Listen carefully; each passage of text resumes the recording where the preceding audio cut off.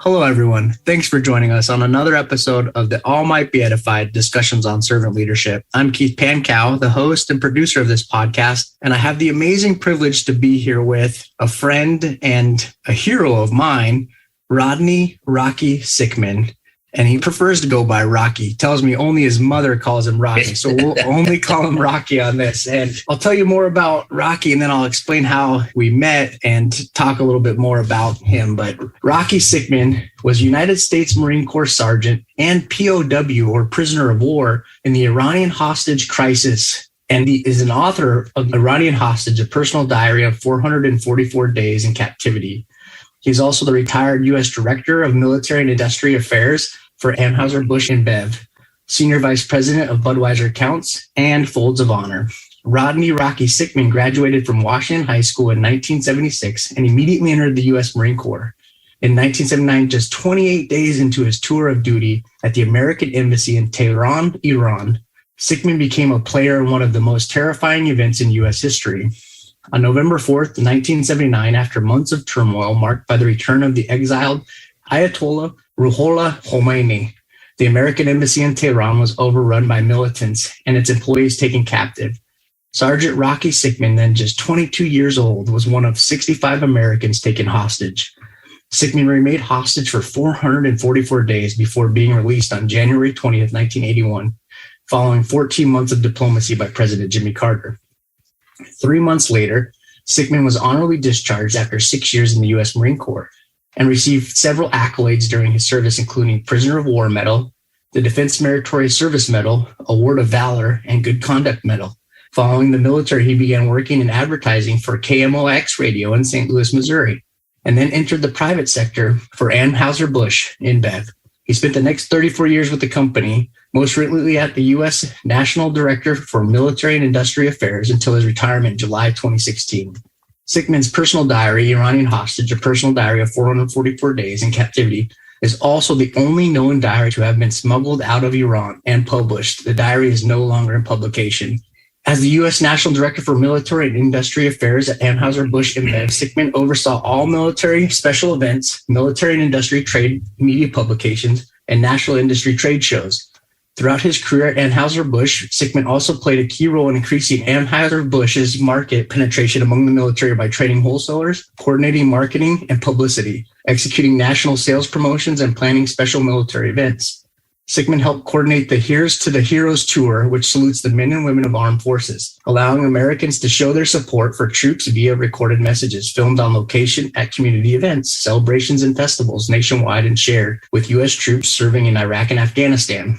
Personally and professionally, Sickmann has been fortunate to share his story on many different platforms, including ABC News, ESPN, Fox and Friends, Fox News, Los Angeles Times, MSNBC, NFL Timeline Series, the New York Times, to the cast of the Oscar award-winning film Argo, starring Ben Affleck, national and local veteran and military organizations, and educational institutions across the country. In August 2016, Sickmann's military and professional experience, coupled with his passion for armed forces, led him to pursue the opportunity with his favorite nonprofit organization, Folds of Honor. In this new role, Sickmann helps advance the Folds mission to stand in the financial gap of more than 1 million dependents adversely affected by war, providing educational scholarships to the children and spouses of those killed or disabled while serving our nation. Sickmann and his wife of 41 years, Jill, have 3 children, Hannah Werrell and granddaughter Leah, grandson Rhett, and husband Matt Werrell, and he'll have to correct me on that, Chelsea Freese, grandson Woodson, granddaughter Rooney, and husband Kaylin Freese, and Spencer. So I probably butchered some of those names. I apologize for that if you're listening. No, that's all right. Yeah, that was Worley. Worley. Thanks so much. And welcome. We're so happy to have you today. Well, thank you again. It's an honor to be with you, Keith. And again, thank you for your service. Thanks so much. I first met Rocky. We're actually family now through marriage, and it was a pretty neat event. So I'm excited. I honestly don't get very starstruck very often in my life, or fanboy, or whatever you want to call it. And hardly ever. Famous people don't do much to excite me. I think people are people, and I just admire people for great accomplishments and not necessarily for how famous they are. But I had a wonderful experience. I was at my nephew's wedding, and all of a sudden someone started speaking Farsi in my ear, which is an uncommon occurrence in the United States, to say the least, and even rarer for someone to know that I know Farsi before that. So I was shocked, and there's Rocky speaking Farsi to me, and I had to quickly jog my memory and go back to my vocabulary to respond, because it totally caught me off guard. And we had a wonderful conversation. I got to know who Rocky is, and he happens to be the uncle of the bride of my nephew. So a small world and a wonderful opportunity. I learned there too that I was also a recipient of the work that Rocky did at Anheuser-Busch. And I got one of these special challenge coins that he'd put together. And now I have a pair set because he gave me a Folds of Honor one too. So super exciting. And that was my introduction to Rocky and his leadership and his love of serving. And he showed that from moment one. And I'm just so excited to share and amplify his voice today. Keith, it's such an honor to be with you. And it was synchronicity that we met that night in the small town that I grew up in, Krakow, Missouri. In fact, that little hall was the school that I went to when I was a small child. So to be able to come back, talk to you that night, but see my beautiful niece, it was a wonderful time. It was a beautiful evening, wonderful wedding, as weddings often are, but obviously for both Rocky and me, it was a special occasion. And now we're connected and get to know more and more about each other as we move through life, and just so excited. And I didn't know much about Folds of Honor until I met Rocky that night, but he told me about it and then he coined me. And so I looked into it, and just what a phenomenal organization. And it's remarkable that here you are, a full, very successful career after some profound crisis and challenges. You've made this amazing life for yourself, but then here you are in the late years of your life, and you're still finding ways to give back in some powerful and meaningful ways. And so I want to talk a little bit about your service there at Folds of Honor and what this organization is, because I didn't know much about it. I'm sure many of the listeners don't know much about it. So if we can inform people about the mission and this phenomenal organization and what it is as a servant leader organization, I'd love to talk more about it. Yeah. So Folds of Honor, Keith, really started in 2007 by a major pilot flying F-16s. He had returned home from duty, and he was flying from Chicago to Grand Rapids. And as they landed late night, the pilot had asked everyone to remain on board, that they were carrying the remains of a soldier lost in battle. And so as the pilot is talking, Major Rooney at the time, this is 2007, he's looking out the right side of the plane, and he can see the casket come down with the flag draped over top of it. And standing on the tarmac is this small little boy that would never be able to play pitch and catch, go fishing, be with his father and his mother, the wife of this wonderful man. And so 20 minutes went by. The pilot then said, "Thank you for remaining on board." Major Rooney, wiping his tears away, gets up and looks around and realizes, Keith, that over 3/4 of the flight got off the plane, nowhere to go than a warm blanket that this young man just gave his life to. That American flag, it represents freedom. And that man lost his life for our country. So Major Rooney went home and was very, very upset and told his wife, "I've got to do something. I mean, people just don't get it, that freedom is not free." And so he and his wife put together this organization. And I was a director of military sales at the time. And Major Rooney, on the wall in his garage, he and his wife put together a list of organizations. And again, working for Budweiser, I was very proud after getting out of the service. And I wanted to work for an organization that supported military. And Budweiser had this position of director of military sales. I said, someday I want to get in there. So sure enough, he makes a cold call. It was 2007, and I'm upstairs, just so happened to be home in my office. And I go downstairs, and here's this little skinny guy in his flight uniform. He's making a cold call to AB and was very determined to talk to somebody about his military program. So here, synchronicity has it. I come down. I said, "Major Rooney, my name's Rocky Sickmann." He goes, "Sir, I've got this program I'd like to share with you." And so I said, "Well, let me get a little meeting room," because I was responsible for all phone calls, letters, anything related to military. I was responsible. So we got a little meeting room. He told me his story. I told him my story.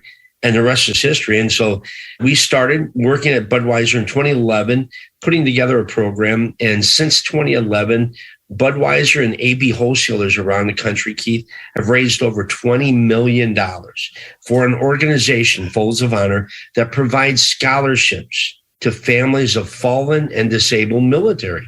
And 41% of our recipients are minority. And it was probably been about $160 million.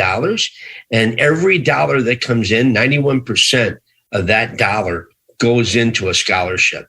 So 35,000 scholarships, 38,000. There's so many stories that are out there. My story is just one. I've never forgotten those 8 individuals that paid the ultimate sacrifice, their life for my life. And so when I retired in 2016, Major Rooney, and now Lieutenant Colonel Rooney, said, Rocky, you got to come work for Folds of Honor. So sure enough, I came out of retirement and went to work for Folds of Honor. And Keith, after going through 444 days of captivity, it's a hard story to tell. It's like I've seen a movie and I'm just trying to tell you about the movie. I mean, unless you were really there, imagine being locked in a room with 2 other people for 400 days. We went outside 7 times out of 444 days. When I feel like I'm having a bad day, I think of those 8 that lost everything, and their families had to all start all over again. And so it was something that I never forgot when I came home in 1981, when I heard the story. And it's something that I want to continue to give to this day. Love of family, love of faith, and love of country. That's a remarkable story. There's so much wonderful about this organization, and we're going to provide resources for those of you listening to learn more about it and even support the cause if you so desire. So we'll talk more and more about that. But what I really want to look at here from the aspect of servant leadership is you look at Major Rooney, you look at Rocky, and I'm sure there's countless others involved in this organization, and you take these people, they saw a need and they reacted to it. And I really want to highlight this because all of you listening, oftentimes we're going to see a need arise, and all you have to do is have a desire to serve and lead others. And look at what you can do. Look at what Major Rooney has led and what Rocky's helped with to build this amazing outreach organization that's touched the lives of many in some of their hardest moments. And it's phenomenal. You look at some of these experiences that Rocky's had. He's taken these challenges, and instead of letting them debilitate him, and I'm sure there's been challenging times, but instead of letting him debilitate him, he's found ways to look after those in their times of need as well. A profound thought for those of us that want to be servant leaders and are continuing to grow in our leadership abilities, to take these examples of using our challenges to propel us to help others in their challenging times. And I think about you, Rocky. What advice do you have for people to take those challenging times, these hard life experiences, and to turn them into powerful motivations for changes for good? Keith, a psychiatrist said there's going to be 2 ways that you're going to go home and deal with this. One way is that you're going to keep it inside, but someday something's going to break and you're going to break open. Or the other way is you take it and you learn from it, and you know that you can do anything after going through that. And it really took me a while to really sink in. I remember having to speak in front of a group of 1,000 people. Growing up, I was not a speaker. I was a kid that played sports. But when I came home and I'm sitting there preparing to get in front of these people, my worst day when I was held hostage was when I was put up against the wall with 3 rifles to the back of my head. And I told myself at this event, I said, you know what? If I can do that and I can survive, I can get up and I can tell the story of how 8 brave individuals lost their life trying to regain my freedom. But the man upstairs, he's still with me to this day. There are times that I'm having a difficult day because I'm human. I'm just like everybody else. I wear my pants just like everybody. And I'm walking into a convenience store. I had to catch a 6:30 flight. And I'm running crazy like a chicken with my head chopped off. I go in, I get a banana, a breakfast bar, and a water. I go up to pay. Everybody's running around. And all of a sudden, I look at the cash register and I owe $4.44. That's the number of days I was held hostage. I'm sitting there looking at this number, and I've got 6 people behind me. Hey, buddy, you going to pay? And I'm looking at this number. I'm just stunned. And it was like a message. Rocky, are you really having a bad day? I mean, is this really a bad day in relationship to being held hostage?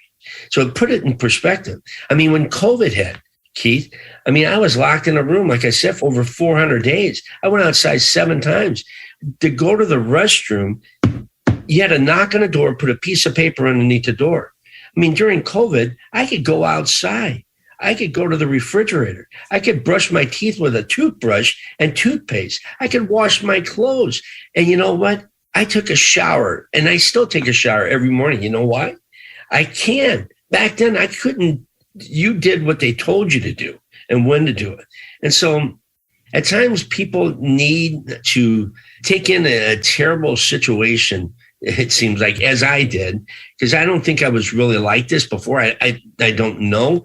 My wife says I was, but going through that, it's like I've gone to hell and I'm back. I mean, everything else is really, it's great. And again, there are 1 million men and women that have been affected by war. And there's 2 million dependents, families that are part of those families.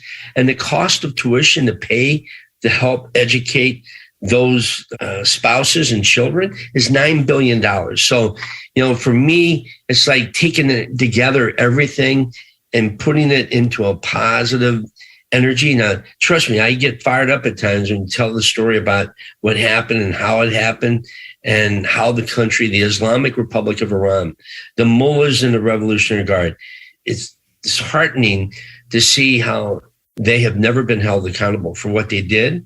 And as you know, being in the military, the Revolutionary Guard, they made IEDs that killed our people. And so it hurts that nothing's happened since then. But again, I have to let go of that, and I have to use my energy in a positive sense.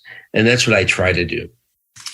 Thanks so much for sharing some deep and personal stories, and also that example of being a true leader who looks forward at helping others. Now, for those of you listening, if for some reason you're not familiar with the Iran hostage crisis that happened in 1979 in those 444 days of captivity, there's been many books written about it. There's a lot of things written about it. One of the more famous ones, other than Rocky's memoir that's not in publication anymore, is Mark Bowden's The Guest of the Ayatollah. So it's a great read. It's an easy read. It's a phenomenal background into the situation if you're interested in learning more.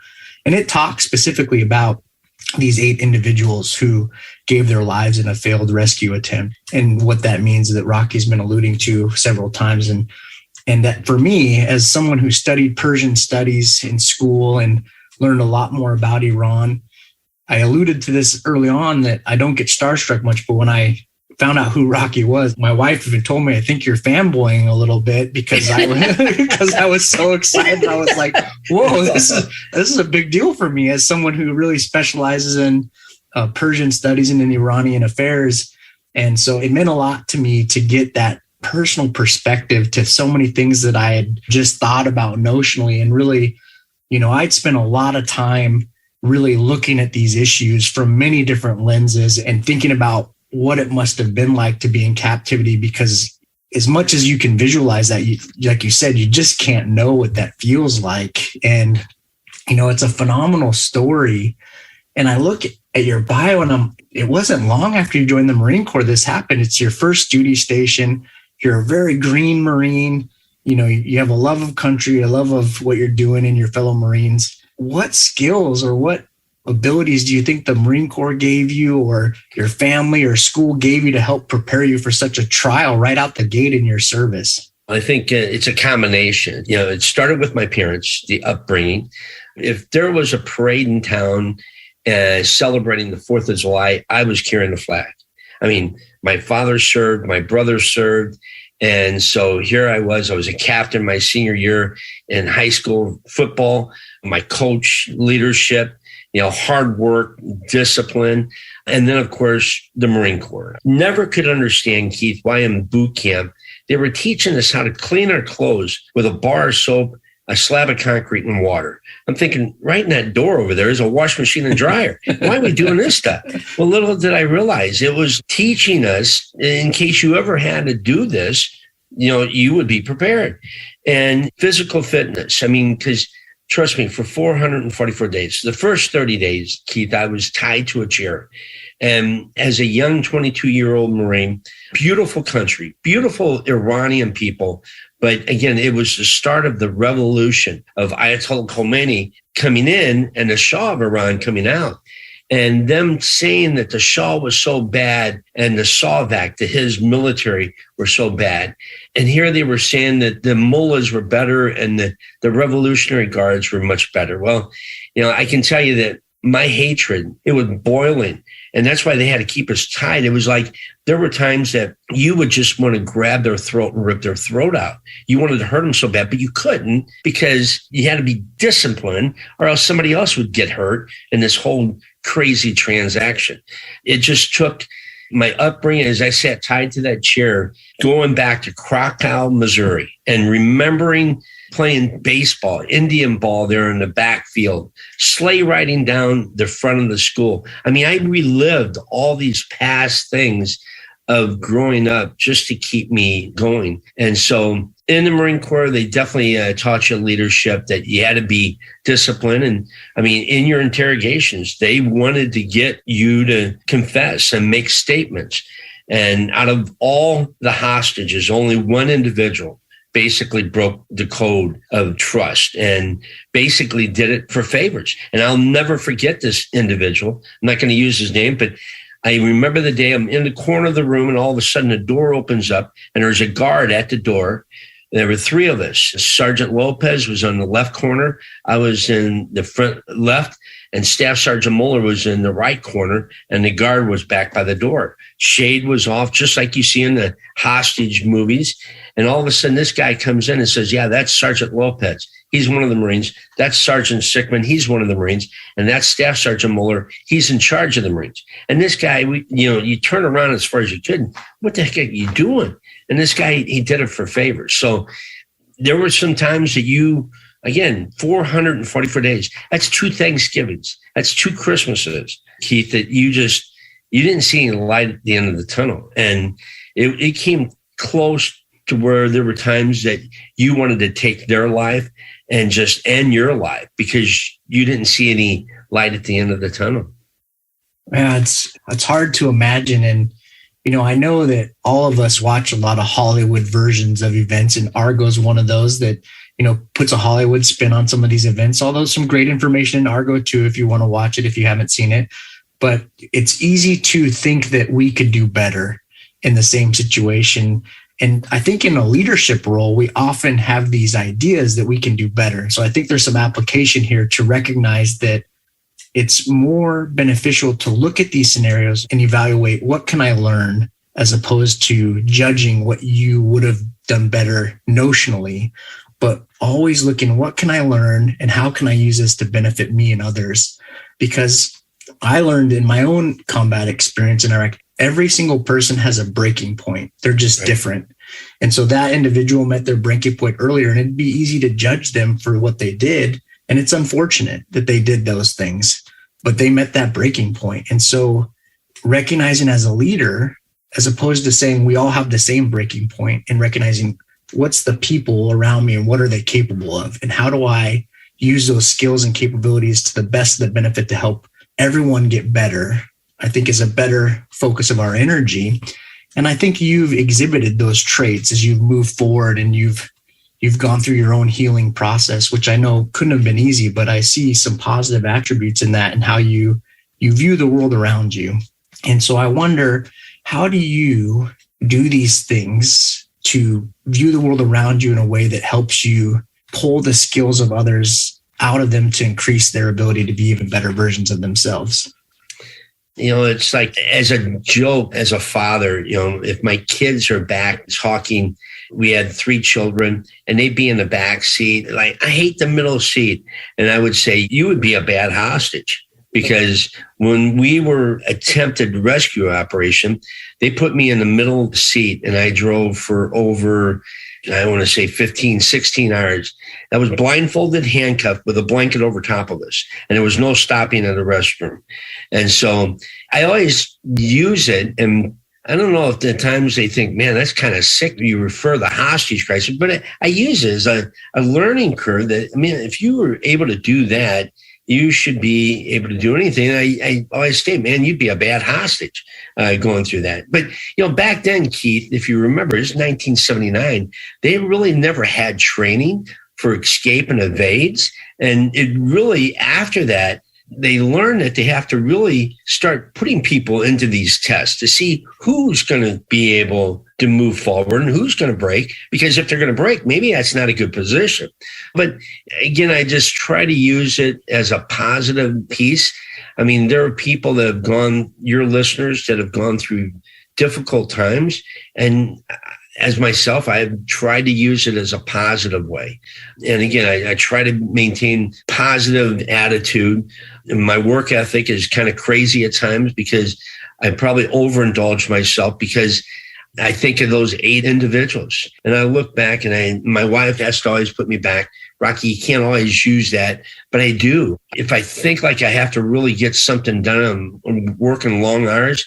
Those guys that came over to rescue me, they flew through the night of April 24th, and it was the morning of April 25th to come in. They didn't think about the time. They were coming over focused on one thing, and that was to regain our freedom.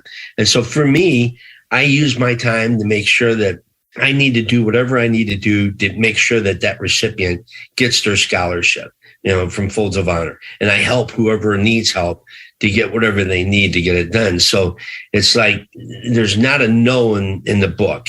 I mean, I didn't stop and I didn't give up then, and I'm not going to give up ever unless I'm put into the grave someday. But it's just something that I truly believe that I'm earning each day for those 8 individuals. And I love to tie it into what I'm doing and reminding people.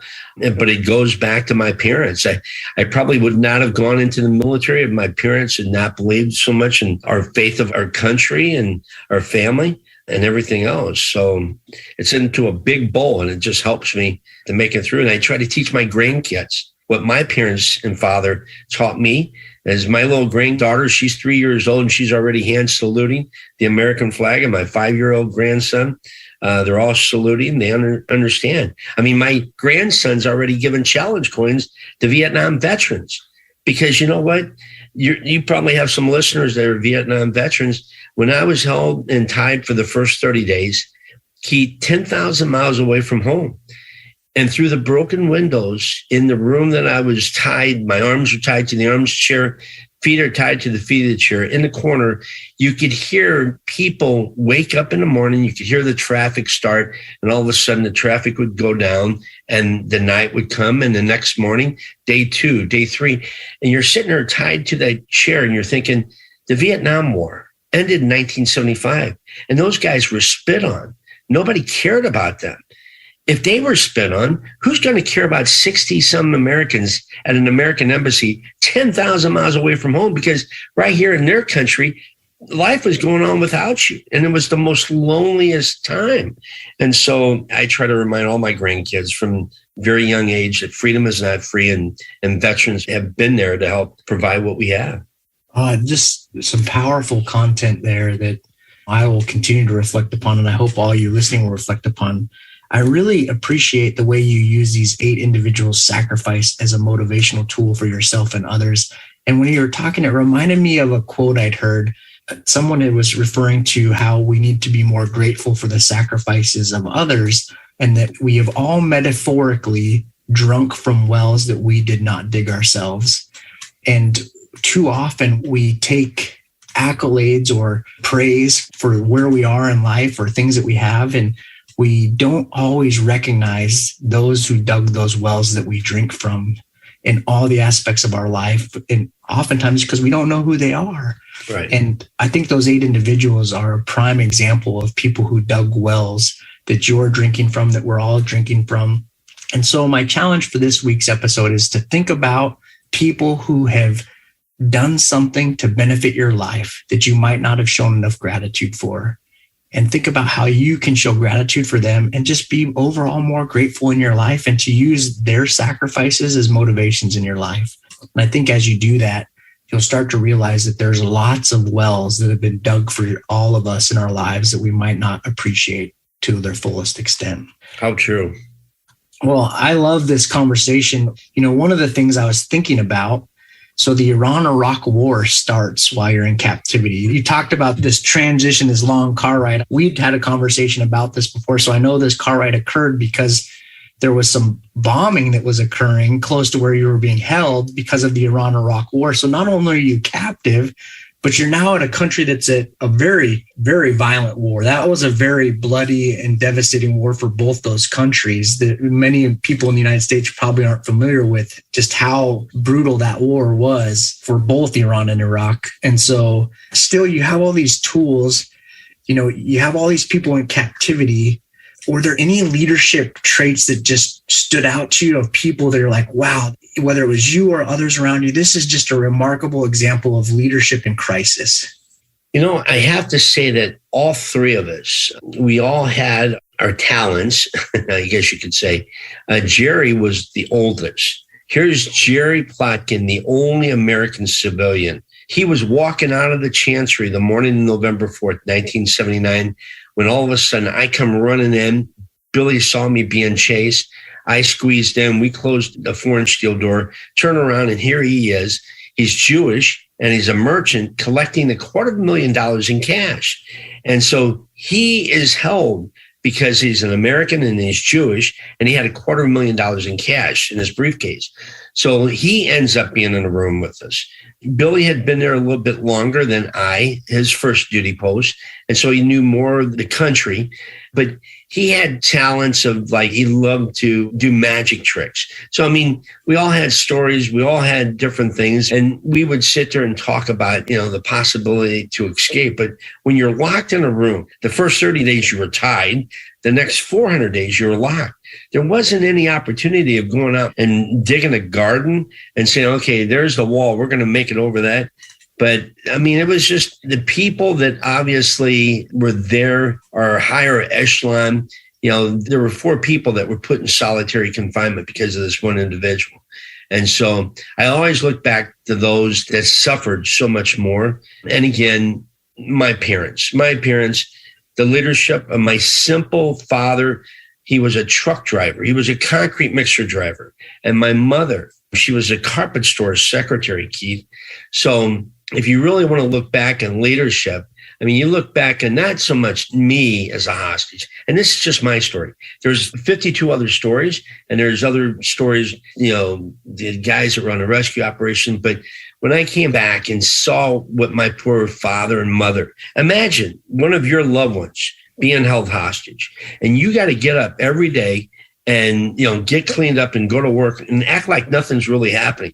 But, your loved one is on the news for 444 days because Nightline was created, and the media finds out where you live, and they live at your house for the next 444 days.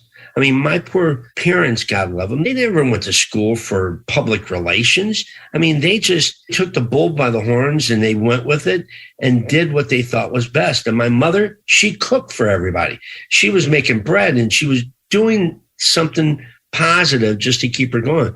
And my father, God love him, he was just trying to keep everything, in shape. And when he passed away, they both passed away about 13 years ago.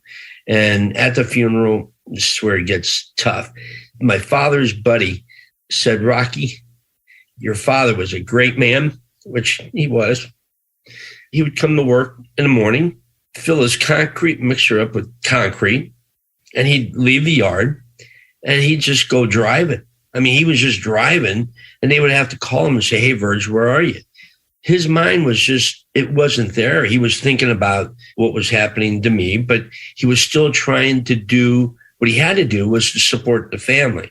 And so not so much me, but the other people also, Keith, that surrounded us. Again, I think that was part of the whole piece of parenting is what you try to teach your kids, what your parents taught you, that you can't give up. Even at the most difficult days, you have to be positive and know, and you got to get cleaned up and you got to go move forward and execute at the best of your ability.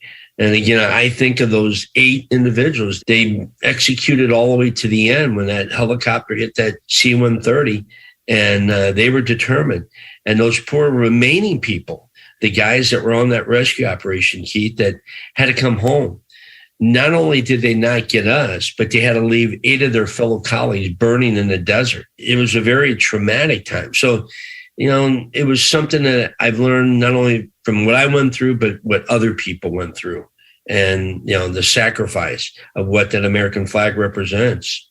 And there's a lot of leadership in that baby. Yeah, I completely agree. And thanks so much for sharing your story with us, for sharing your emotions with us. I appreciate that. And I know it's never easy, but it means a lot to me. It means a lot to the listeners. There's so much that we could go back and listen to this and unpack and see some great examples of leadership. And I worry that so many people might think that there's limitations to what we're talking about for only crisis. And what I will tell you is that all of us have a challenge we're facing in life.